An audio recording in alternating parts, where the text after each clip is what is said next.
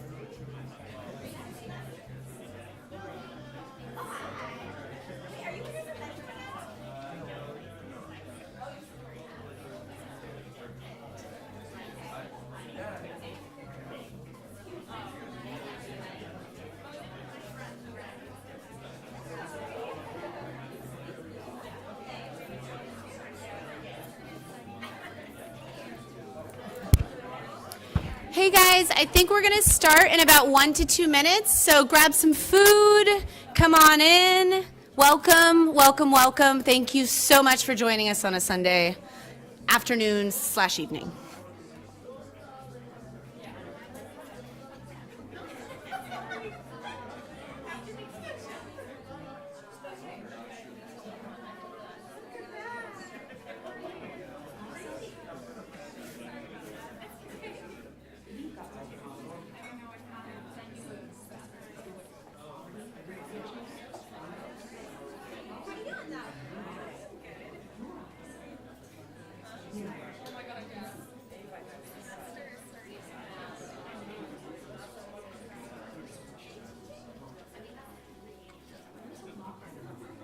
But you're not just a student.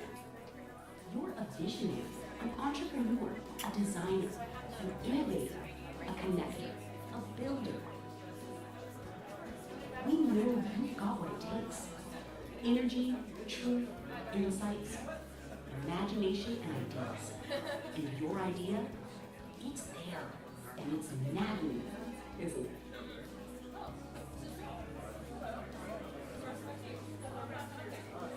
Listen, if you can dream it, you can create, launch, fund, and scale it.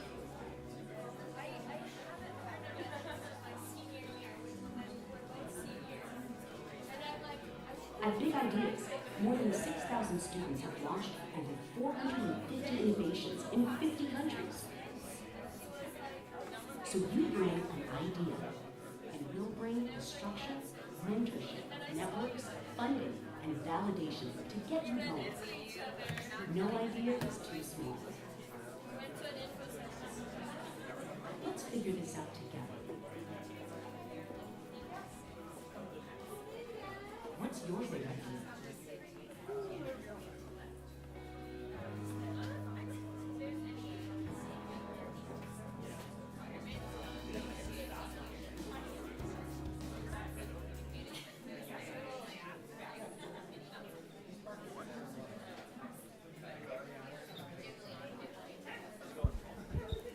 Okay, can everybody hear me? Is it projecting? Jeff in the back, can you hear me? Okay, we're good. So, welcome everybody to the kickoff event for the final round of the 2018-2019 Big Ideas Contest. It's exciting to see you all here in the audience. So, I just wanted to start off with a little bit of a road of how you got here. Many of you already know, but this year we got a record number of applications into the Big Ideas Contest. So, 336 applications across 12 different campuses.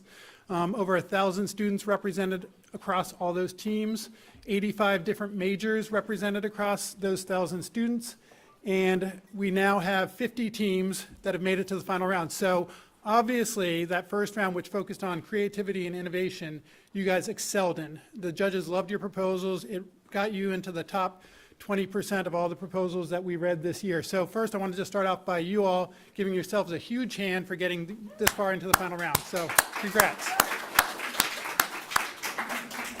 And you know, I've been running this contest since 2008. And every year I'm blown away, and every year I stand up here and say pretty much the same thing, but it's always true, which is the ideas in this year's competition are the strongest and some of the most advanced ideas I've seen in the 10 years that I've been managing the contest. So I'm really excited to see what you all can do in this final round as you work with your mentors, as you begin to scale up those plans that you developed in the pre-proposal round, and just turn those into real roadmaps for how you're going to launch this project next year in the following. So I'm excited to see how you all develop those, and we'll go forward from there. I'm Philip Denny, so yeah, I'm the director of the Big Ideas Contest. We have two incredible people who you need to know if you don't know already. We have Danny Bicknell, who's our program manager, who many of you leaned on for advising in the pre-proposal round, so shout out to Danny. And she'll lead you later through sort of the nuts and bolts of the final proposal round.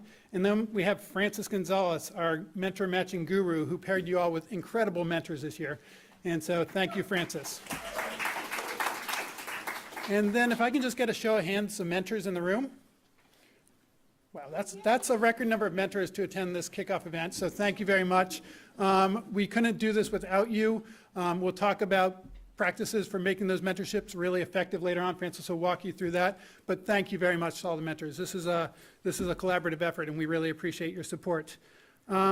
So without further ado, I'm just going to turn it over to Danny. Danny's going to walk us through, so the agenda for this evening is Danny's going to walk us through the nuts and bolts of the full proposal round, what you need to know, where you can get additional resources and guidance, and then Francis is going to talk through the mentorship process and talk about best practices for managing a mentorship, stuff we've learned over the past 12 years of doing this. So without further ado, Danny. Well, I don't think I deserve that applause just quite yet, but I'm Danny. This is my first year in the final round at Big Ideas. I've been here for almost a year, but I'm really, really excited that I have the honor and privilege to work with all of you guys. I think this mentorship component is absolutely necessary for trying to improve and innovate education in the 21st century, taking the things that you're learning in the classrooms and working with people like in their industries to try and move these to the real world. So thank you once again for being here. We really, really appreciate it. I am just going to congratulate all the team members again. We have 54 teams here across the UC system, so that's all 10 UCs. And then a shout out to our international partners. We have Makerere University in Uganda and Hebrew University of Jerusalem. We are live streaming this event, so although it is 9 hours ahead, and I don't know if all of our international partners will be listening online, we have several UCs, so thank you so much for coming, also virtually streaming if you couldn't be here. And if you guys have any questions, please let us know online. If you have questions, you can actually type it in, and we'll make sure that those questions are answered. And then for those of you here in the audience, if you have a question, we're just going to bring the mic to you to make sure that everyone can gain from the richness of the information you are sharing. So I just wanted to kind of throw in a couple anecdotes about the really interesting projects that we have this year. I think some of the themes that we encountered were trying to solve innovative solutions to implicit bias, trying to create safe spaces online and in real life for people of all walks of life. We also have some really interesting art projects and ways to engage people in different ways to be advocates in their own community. And we have some wonderful actual products, from new and innovative ways to address food problems, to 3D modeling that's going to help people walk and live better, possibly see and hear better. So I really encourage you to talk with each other, because as I mentioned before, the mentorship can go up and down, but you guys can also share resources with each other. You aren't necessarily competitors. You're really trying to share your wealth of knowledge and make sure that your project can have an impact in the real world. But let me just get right to it, because it's a Sunday afternoon, so we kind of want to get out of here at a decent hour. Here we go, Prezi. So really quick, those of you that were competing probably understand the pre-proposal stage, so let's just get to the good stuff. We are now in the final round. And so once again, congratulations to everyone that made it. We're at the Kickoff event, if you hadn't known, but we do have a lot of other resources and workshops that are geared to helping you with your full proposal. So I'm just gonna list a few of them really quickly. And if you can't see them, please note that all of this is on the website, and we can also answer any questions you have about that. Do I have any hardware for good teams in the room? Okay, cool. That's really wonderful. If you guys don't know about the hardware for good category, it's one of the categories where you have an actual requirement to create some type of prototype. And so our first workshop is the Inventing Green workshop, which is required for all hardware for good category participants, but it's really incorporating sustainable design principles into your project. So by all means, that does not mean it's only for hardware for good applicants. If anyone is interested in attending the Inventing Green workshop, we're going to have Jeremy Faludi, who wrote a sustainable handbook with VentureWell, come. He's going to do some hands-on one-to-one advising with teams, and then also teach some overall principles about circular economy, sustainable design, so that you can really build a sustainable foundation to your project early on. There's only 50 seats left. We will be streaming part of it, but if you want to join, please ask us if you're not part of the hardware for good category. Yeah, there's actually 50 seats total and only about 15 seats left. So if you have a technology, a service, a product, if you think you can benefit from a sustainable design workshop, I encourage you to sign up probably this evening, if not, by tomorrow or the next day, because they're going to be gone. And then in addition, we have a full proposal workshop. Can I get a show of hands? Did anyone go to one of our pre-proposal workshops? We had 2. Awesome. So I don't know if you guys benefited from the rich information we had. We also tried to mix it up. We brought in a guest speaker for one of them. The full proposal will be that much and more. We're going to get in-depth and dirty with all the elements of a full proposal, which can translate in the real world to a business proposal, a research proposal. So you don't want to miss it. That will also be live streamed. Our industry advising clinic. Did anyone last semester take advantage of the industry advising clinic? It's basically, no? Well, then you're really going to want to listen. It's an additional opportunity to get one-on-one advice with somebody that is working in your field. So along with the incredible mentors that are here with you right now, you can't get enough perspectives when you're trying to build your product or your project or your service. So we're going to have even more people coming in this room to get some one-on-one advice. But if you're not able to be here in person, the internet is an amazing thing, and we can do Skype one-on-one sessions as well. Last but not least, we will have the editing blitz, which isn't the last thing either. And that will be the last 2 days before the full proposal deadline, which is on March 6th. Just like burn that into your brain. So on the 4th and the 5th, we can come and have extended advising appointments either online or in person, where you guys can get some feedback from us. Since you were in the pre-proposal round, you probably are a little familiar with it. Please take advantage of any opportunity. We, like Philip, Francis, and myself, we are here for you. So we have advising appointments on our calendar. You can also email us if those times don't work with us, but please sign up early and often so you can get the most out of what we offer. Full proposal is, oh my gosh, can we try that one more time? Full proposal deadline is? Yeah, okay, cool. Just checking.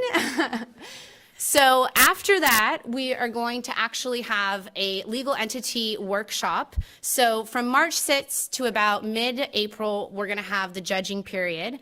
But on March 20th, back by popular demand, we're going to have Berkeley Law come and give an overview of how you could actually incorporate your big idea. And so they'll talk about the different ways that you can incorporate, and then you can have a little bit more information on how you actually want to proceed. Not every single idea needs to go down this route, but why not have the information? And they are incredibly kind for doing this again. It was a wildly successful event last year, so we're really excited to bring them back.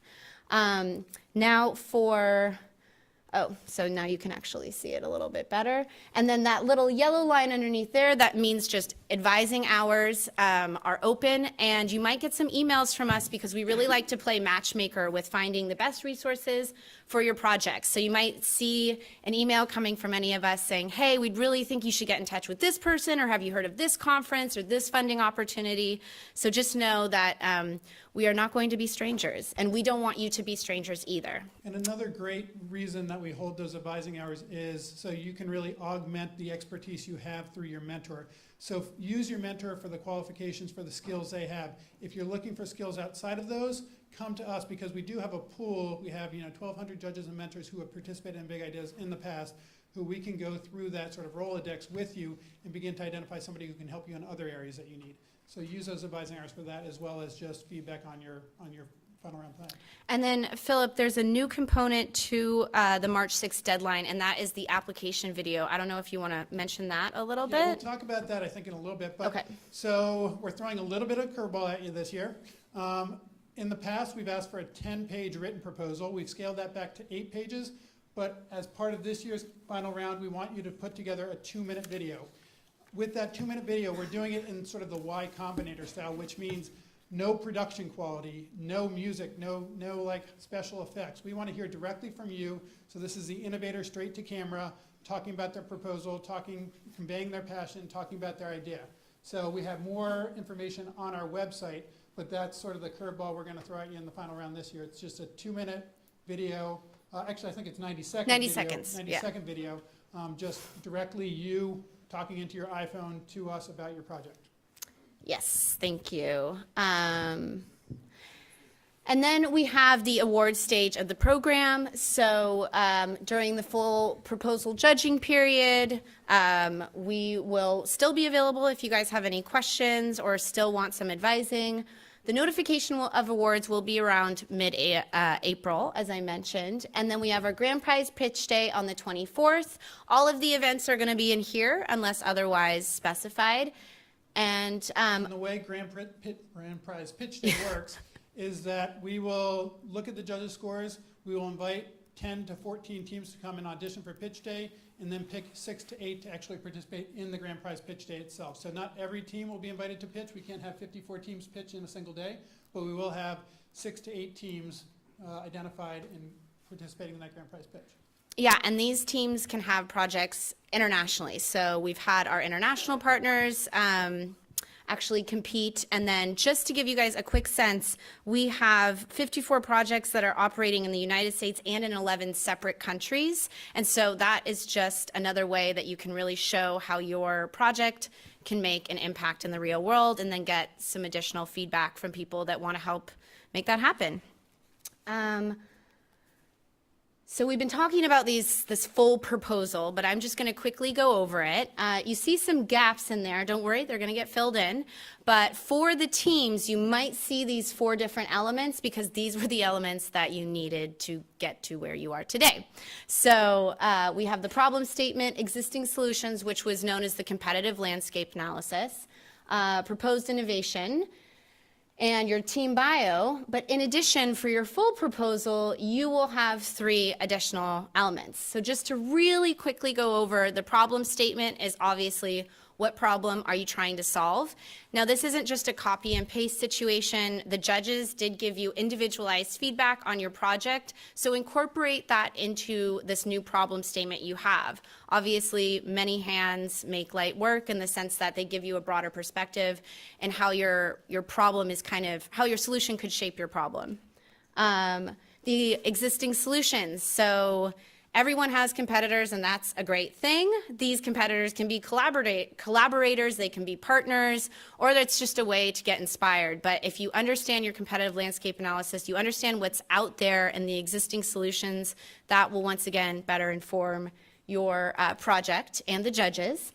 Proposed innovation, you guys are going to work with your mentors over the next 6 weeks. They're going to give you a lot of feedback. They are industry experts, so you guys have had a lot of time to possibly work in the field with your idea, but know that they are really trying to help your idea grow or be sustainable in the best way possible. So just be open to it. We also hope that when you're trying to iterate on your proposed innovation, you realize that this is a safe environment, a low risk environment for you to really share ideas with us, share ideas with your mentors, and then mentors, feel free to respectfully push back where you feel like they could possibly go in a different solution. Just know that it's all for the best of your project, so and it will help your full proposal.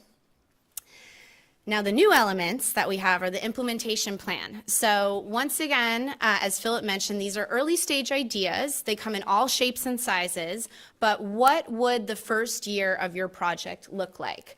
You don't have to get into great specifics because there is an 8-page maximum, but it's really nice to show the audience that you're thinking about these steps, and it actually helps you along the way. Measuring success. So looking at, are you guys familiar with monitoring and evaluation, or just ways to kind of analyze the impact that you're making? I think if you have the opportunity to do this early and often, take advantage of it. So don't see this as a chore, see this as something that is iterative and you can actually build it into your model, however that might be. And you can just, if you have any questions about it, we're not trying to fool you. We're trying to actually help you think about this. So please bring your questions to us. Ask your mentors. If we don't have the answers, we'll try and find somebody or some resources that do. But this is by no means trying to trick you. Yeah, and this is, we're not asking for an exhaustive M&E in the true sense of the monitoring and evaluation sort of metrics. We're looking to see if you have identified what are those indicators of success going to be for your project? How will you know that you're going down the right path? How will you know if you're achieving sort of in those first 6 months, 1 year, the sort of targets that you want to be achieving so that you know you're on the right path? Yeah, no RCT. Yeah, no randomized control trial for this program. Did I skip over measuring success? I did. Don't skip over measuring success. Don't do that because that's very important for your projects. So think about this as the way, oh yeah, we did. But think about this also as June 2019 to June 2020. Theoretically, things might take a different turn, but just when you're writing your pre-proposal, use that as like the time frame metric. Your budget. Now, the average awardee for a Big Ideas project is about $5,000. Now, there's additional opportunities, but try when you put in your budget to not ask for more than $10,000 and just outline the basic expenses that you would have over your implementation year. on the website, which has a lot of different resources. There's a budget template that you guys can download and fill in. If you have any questions, I actually really love budgeting, so please ask. I know it's weird, but it's like so great. So don't be afraid of it, but it's absolutely included. And we recognize that many of these projects will take more than $10,000 to launch. That's very clear. So there is an expenditures section also attached to this budget, which you can complete. It doesn't still at this point have to be money in hand, but you should have sort of a reasonable expectation that you can pursue those grant funds or those crowdfunding opportunities. So you can put unattained funds into the expenditures column in the final round as well. What we do want to see, though, is that you've thought through all those relevant expenditures, all those costs for that first year of implementation. Yeah, that's great. Team bios. So I've gotten a few emails from you guys saying we've added a team member or we've changed a team lead. That is totally fine. You want to include your updated bios in the full proposal, but I will add that if your team lead is changed or is changing, please let us know, just because that is the primary mode of communication. And so all of those things are okay. We understand early stage projects, lots of things change, but just give us a heads up, especially if it's the team lead, so that we can make sure that we're communicating with the right people and the rest of the team has the benefit of knowing what's going on as well. The question that the judges will be looking at is, again, as they were in the proposal round, is do you have the team in place to implement the project if we were giving you funding? So think through all of those relevant skill sets. We hope at the final round stage you have most of those team members identified, but if over the course of the first year you know you're going to be bringing in that computer designer or that web designer, then you would announce that sort of in your team bio section as a role to be filled. But make sure you've identified all those skill sets that you'll need for that first year. Yeah. And then do we have any scaling up participants in here? Oh, yay, loud and proud, Seth's bio. Okay, and I'm sure we've got some online. There is an additional, this is for returning Big Ideas winners. They have another opportunity to win funding from us, and so you have an additional section that includes the past progress. Please, you might be familiar with how that worked in your pre-proposal, so you can ask us how you can expand on that in your full proposal, but just a heads up on that. And do we have any questions from anyone? No, this is just like so clear. Wow, great. Okay. Awesome. So you guys asked before, what are the judges looking for? We're going to answer it again, but in a new context. Now, before with the pre-proposal, I don't know if you guys remember this, but the majority of the judging criteria was based on how innovative your project is, how you're thinking about an old problem in a new way, but that is going to change for the full proposal. 40% is going to be for viability. Yes, okay, we're not going to do that one again. But please note that those of you in the hardware for good category, because we're trying to incorporate sustainable principles into that category, you will have 10% of that 40% actually go to sustainable design criteria. If that did not make sense the first time I said it, please come and ask us. So if you're a hardware for good project, you might know that there are a little bit different criteria for what you're going to be judged on. So just know that part of that criteria actually goes to addressing the sustainable design principles. But the rest of it, I will not have to repeat. Hopefully you guys can see. If you have any questions about what that means, some of this is a repeat from the pre-proposal in terms of quality. You want to make sure you're able to write and write to an audience of, let's say, a layman's audience. So if you've got any questions about, is my proposal too technical? Is this not going to be communicated well? Please let us know, and we can help you out with that. But it's really important that as you're developing your proposed innovation statement this time, in contrast to when you were developing in the pre-proposal round, in the pre-proposal round, you were focused on, describing your innovative idea. Now you're talking about why that innovative idea is viable. That should be much more the emphasis on the components you're developing. So you do really have to think through the same components that you already developed for the pre-proposal in a very new way. So make sure that you're really paying attention to that viability aspect. Because a lot of teams in the past have just sort of regurgitated what they put in the pre-proposal round, which was great for innovation, but it wasn't great for viability. Now we want to see that viability. The methodology of Big Ideas is that we want to groundswell sort of these new ideas from students across these 12 campuses and then help the most creative ideas in the final round become viable, sustainable social ventures. So now we're at that stage where we're thinking about viability and sustainability. Yeah, exactly. So I am going to first ask, are there any questions online? And are there any questions in the room while we figure that one out? Oh, yes. Can you? Where's the hand? Right here. Thank you. Could you say a little bit more about viability? Like, do you mean an action plan that seems reasonable, or do you mean like we should have contacts for all the things that we plan to do? No, I think it's really how applicable is this. So if you're looking at it in terms of a one-year implementation plan, how likely is this able to get off the ground? So that could include making some contacts or some key partners. That could include actually piloting and testing your idea. That could also include creating some type of prototype. So hopefully that answers it a little bit better, but since we have different categories, please ask us if you need a little bit more feedback, because actually what that means might differ a little bit. And if you guys have taken a look, we've got a lot of diverse projects. It really flows across all of those elements that we went through before. It's asking the judges, do they have confidence that you'll get this thing off the ground, as Sandy said? So do you have the team in place? Do you have a timeline in place? Is the budget accurate and reflective of all the costs that you'll have in that first year? So all those elements will flow into the viability sort of score that the team gets. Mm-hmm. Oh, Philip. Thank you. Similar question. What do you mean by community and market familiarity?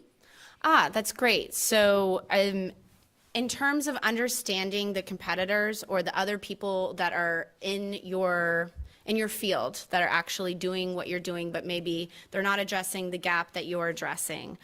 So it's really understanding the other players that are there and just mentioning, like you did in your pre-proposal, we have this example that already exists, but we're trying to either partner with them or we divert by trying to address this market that they fail to address. So it's really just understanding that you don't think of your project in a silo. You're aware of the players that are also in your field and how they kind of work either with you to try and achieve what you're trying to achieve, or how you do something differently so that it actually addresses a need that wasn't addressed before. And I would also say it plays into, have you considered sort of the cultural, ethical, moral considerations of working in a particular community or in this particular community? And are you going in there as collaborators and working with communities? And have you taken that into consideration? Yeah, in the back.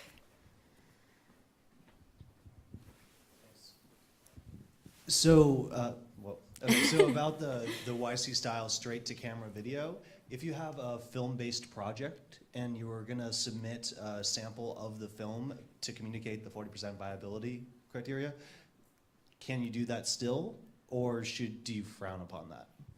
Great question. And just really quick, Theo's one of our mentors in the art and social change category, so. The short answer is I would frown on that. We want to hear directly from the innovators, and we want to take all the production quality out of this.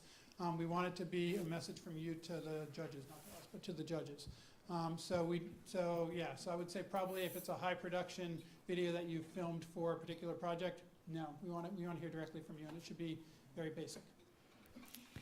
Yeah, trying to equal the playing field, and you have different channels of communicating to your audience through writing, through the video, but it's just a straight shot. And one of the things that you will see on the calendar, if you keep checking our website that we're going to be putting on there, is at the last 2 weeks of February, Francis is going to be setting up office hours to review scripts with teams, to go over sort of their plan for the video. So if you have questions, if this is something you've never done before, we'll be here to provide guidance on sort of the script, on the editing, on how you might film this. But it should be very basic. You and an iPhone can do it. And then we got a question in the back.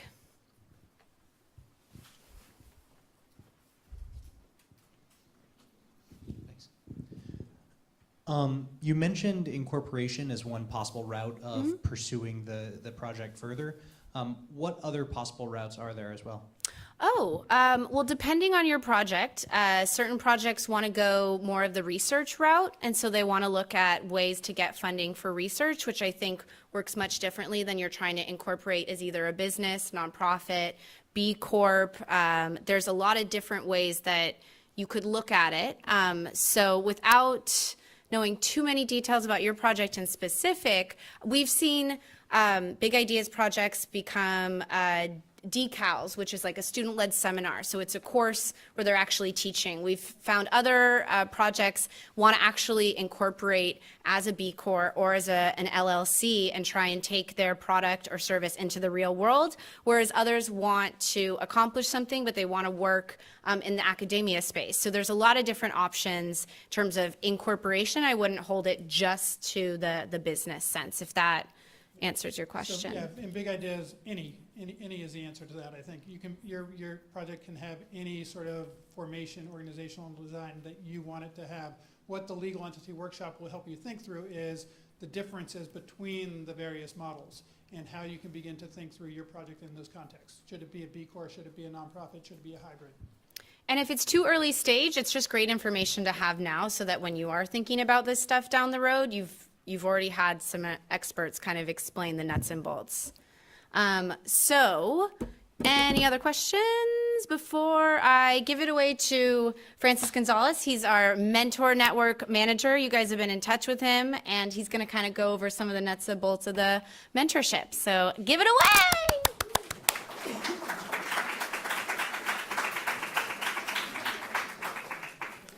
All right, thank you, Danny. So as Danny mentioned, I'm Francis Gonzalez. I think I've been in touch with most of you.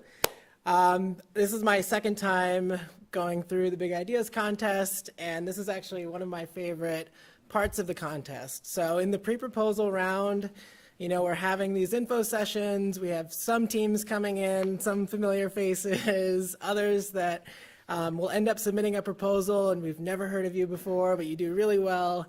But now we have this set group of 54 teams, and over the last 3 weeks, after you submitted your mentor matching survey, we've really been digging in and starting to understand what each of your ideas are about, and that's really exciting for us. We're starting to get our heads around who's in this final round.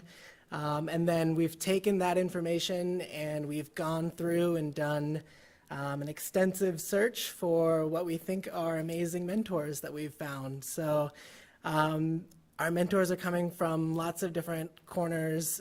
Some you've called out specifically the organization that they work at. We have, I think, 5 or so past Big Ideas winners as mentors this year. There's one here tonight. And his mentor from last year is also here. So, and then let's see, Danny has someone she went to high school with who's a mentor and now does artwork and is like a great. The best man for my wedding is a mentor? Yeah, best man for Phil's wedding is a mentor. I had dinner with a mentor in Nairobi like 2 years ago, and now he's here. So be careful if you end up in our network, it's hard to get out. So we have some other mentors who've been longtime judges and mentors. So yeah, it's very exciting. I'm just going to run through real quick an overview of the mentorship period, some of what you can expect, the different roles and responsibilities, and then some best practices. So I think everyone is pretty familiar with the mentorship period, but it's going to run from basically today until March 6th. After that time, it's up to the mentors whether they are able and interested in working with your team further. But please use these next 6 weeks as much as possible. So the responsibilities of the mentor are, we've asked them to commit up to or between 1 to 2 hours per week, and that can take many different forms. It'll depend on the team. And ultimately, just talk to your mentor, figure out, maybe you're going to need 2 weeks or 2 hours this week. Next week, it might just be a quick check-in. but kind of set those expectations and let them know when maybe you have midterms and you're just going to be totally off the radar. So just be clear with them so that they can plan their schedules as well. And yeah, lots of different ways that a mentor can help a team. One is to actually connect your team with other people in your own network. So let's say they're looking for someone who has some other specific expertise, and you might know someone. You can put them in touch with that person. You can go over the feedback that we shared with you in that introductory email. It has the feedback from the judges in the first round. So that's a good thing to go through with your team and kind of figure out, based on that feedback, what are you trying to improve? And, really think about 6 weeks goes by pretty quickly. So, what do you really want to, strengthen in those 6 weeks, and use your mentor to help with that, and, and avoid just kind of general, just asking them for general feedback. And then one thing I want to remind the mentors is that we ask that you maintain strict confidentiality. So, some of our teams will hopefully go on and start or kind of turn this into either a social or private venture. And we want to make sure that any IP that they share with you is protected and kind of stays with them. So before you share anything about their project with someone, just check in with them and make sure that that's okay. And so the sort of joint expectations of both the mentors and the teams are to review the mentor handbook that we had over on the desk. I think there are a few more copies. We've also shared an electronic version with you. There's a mentorship agreement in there. Please fill that out and send it back to us by the end of next week. And then, just sit down, talk about what those main things are that you want to focus on, talk about preferred communication types, and things like setting appropriate response times are really important because, maybe a mentor can only commit to getting back to you within 2 days of getting an email. Just kind of setting that up front and saying, can I expect to hear back from you that, same night, or should I give you 24 hours before I send you a follow-up message? Things like weekends, like some mentors are happy to talk to you on a weekend. Others are, want to do it during either their working hours or, just a weekday. So just kind of clearing all of those things with your mentor up front is a good way to make sure that you have a successful relationship. And so for the teams, ultimately the teams are responsible for managing this relationship. So one thing that's really helpful is to make sure that your mentor understands basically everything that Danny has just covered. So, what are you kind of, where is this all going in 6 weeks? What are you submitting? What are the judges going to be looking at? What are the judging criteria? The more that you can familiarize your mentor with all of those things, the better that they will be able to help you in this process. And then,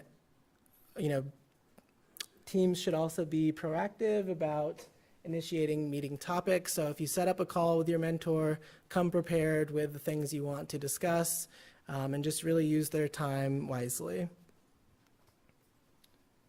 So just to take a step back, I want to remind everyone what mentors are and are not.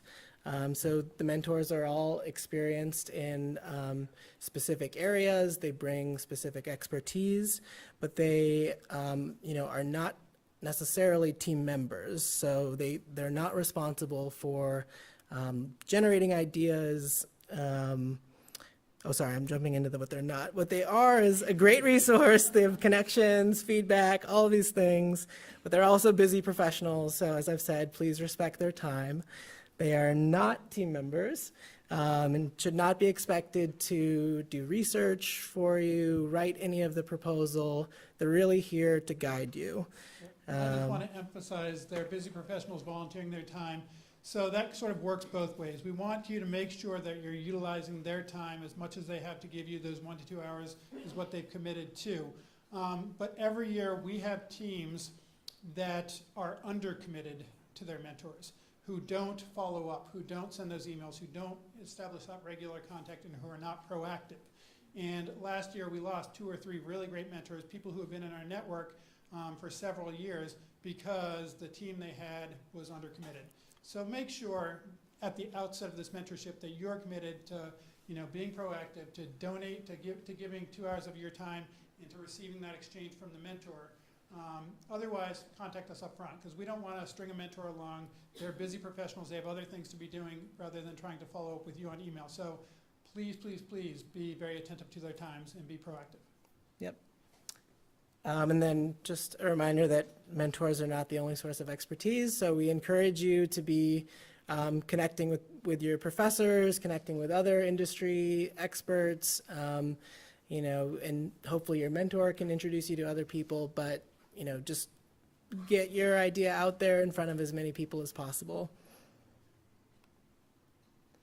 So just to end and kind of, go ahead. Just a clarification, is there an official confidentiality agreement in place, or is it just like a verbal agreement?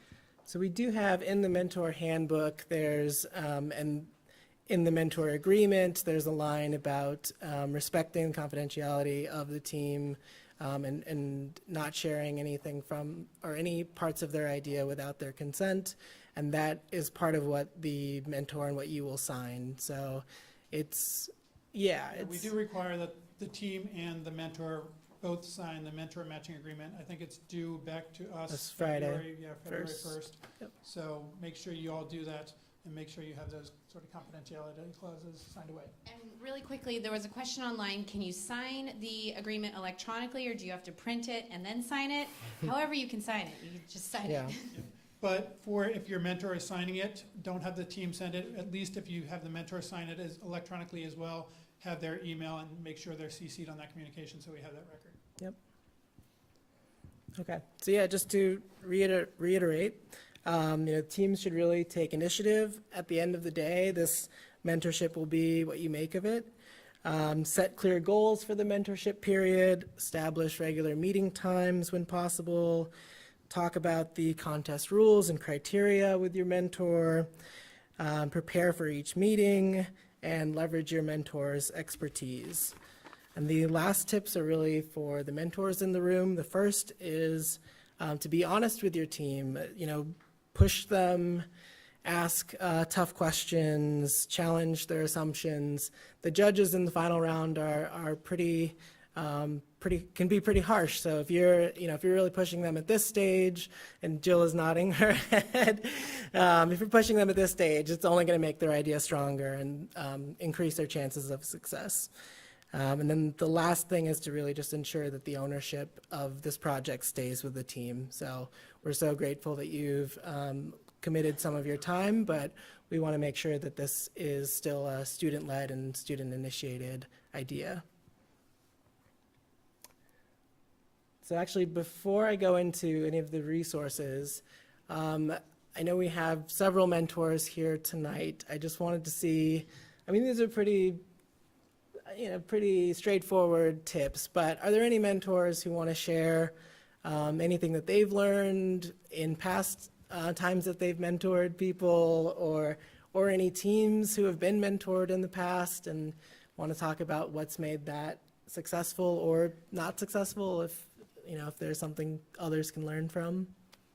And while the mentors are thinking about the question or the comment, I will say one of the first areas that is really important to tackle is going through that judging feedback, as Francis already mentioned, in the first round.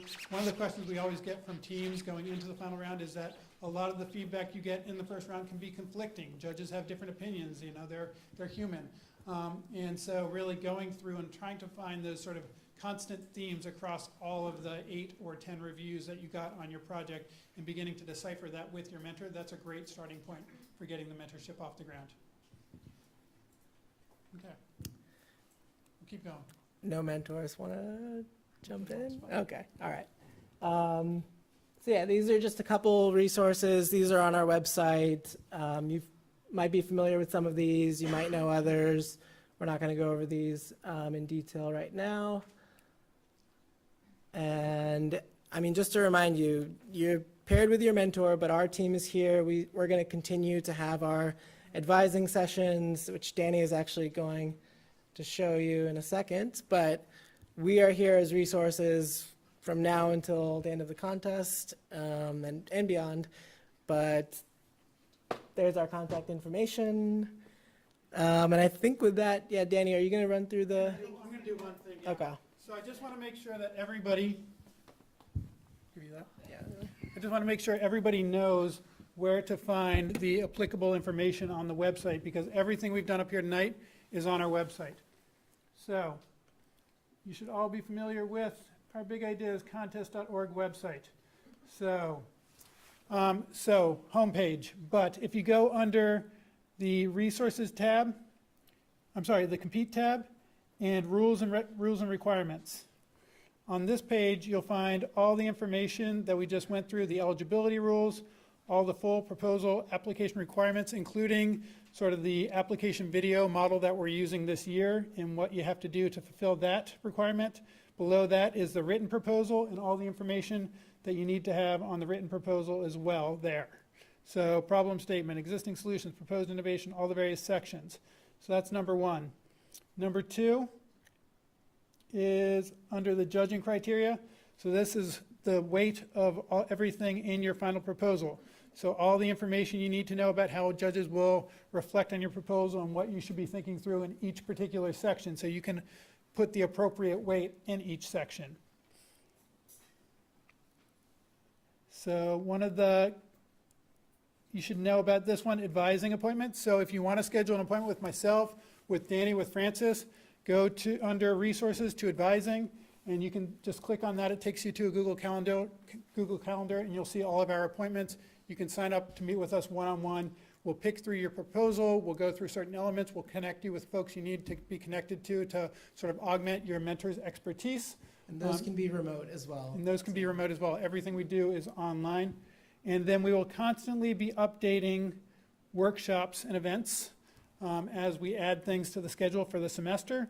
Right now, we're in the final round kickoff, but there's information for our environmental design workshop that we're holding next Sunday from 4 to 6 p.m. down here. Full proposal writing workshop, industry advising clinic, and anything we add will be updated on this page. You'll also all be receiving our newsletter with information as well. So those are the key areas. Anything else? Question? Go ahead.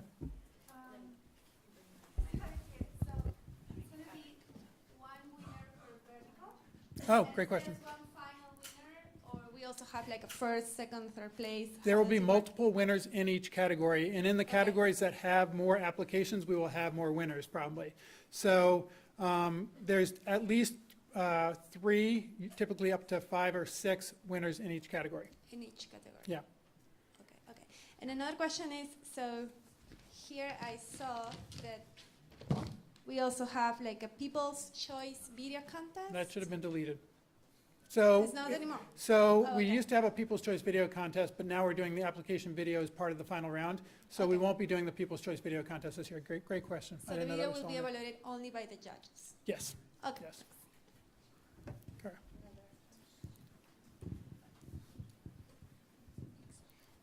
How is the video meant to complement the written proposal? Like, is it meant to cover all of the same criteria Yep. and just be basically a different format for the same information? Yes, exactly right. So much like the written proposal has certain elements, but the scoring criteria sort of spans across all those various elements, the video will do the same thing. So it's, you want to cover, the innovative aspects and sort of your intentions for launching this initiative. So it should cover all those various sections as succinctly as you can in 90 seconds. It's a challenge. But we do have some great examples. If you go back to that website and actually it takes you to the Y Combinator page, but if you go to Compete and you go to Rules and Requirements and you go down to the application video, you can click on the Y Combinator application video instructions, and on that there's a number, I think they have 5 or 6 different videos that teams have filmed that are really good.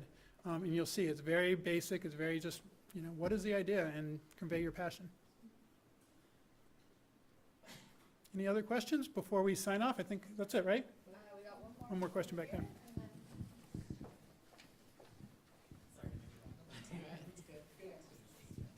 I'm a first-time mentor, and I was just wondering if there's a roster or other opportunities for mentors to know who the other mentors are, besides emailing Francis and Yeah. bothering. Yeah, so right now emailing me would be the way to go. But we've, in the past we've thought about having happy hours, and that's something. We initiated those last summer. We started them. Yeah, so we should talk, I think is the answer. Yeah, one of our challenges is we now have mentors from across the globe. So Francis was in DC and he held a night out for the mentors to meet and greet each other in DC a few last summer. We want to do more things like that. But we do have the award celebration and the People's Choice Video Contest, which are great opportunities where the whole network comes together, students, sponsors, mentors, judges. So please attend those and you'll get to meet some of them. And then we have a question online that says, so can you explain how many will win per category now that the People's Choice is not an option? We do have other opportunities like the pitch day and the big vote competition, which we can get into in addition, but there was a question about the different applicants in each category. Yep. We'll have between 3 and 5 winners in each category. In workforce development, where we have 9 finalists, there's more likely to be 5. But really what we do is we look through the portfolio of applications and the judges' reviews across all those applications, and we want to fund the most viable, sustainable projects at this point. So we really look across the entire portfolio with our judging panel to see where those choices are made.